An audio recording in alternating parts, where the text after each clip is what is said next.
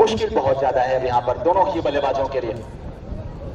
God दिखाते हुए, लेकिन ये अपनी छाप दिखाते हुए, ये बहुत अच्छी बात है कुणाल और विजय की। अगर आहे श्री श्री श्री कृषी भांडार रांजणी गारफाटा यांचा सनसनीत षटकार गाड्या लागल्या आज, पद्धतशीर गाड्या लागल्या आज।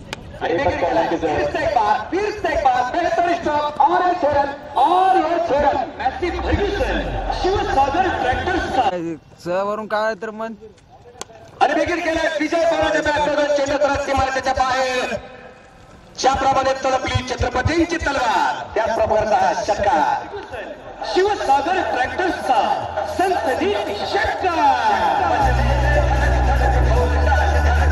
अगर आप अंतर को कम कर सकते हैं तो वही सबसे बड़ी जीत आपके लिए। जी हाँ, कुछ इस तरह से बैक टू बैक 2 सिक्सर विजय पहले फर्ग्यूसन शिवसागर ट्रॅक्टर्सचा सनसनीत षटकार।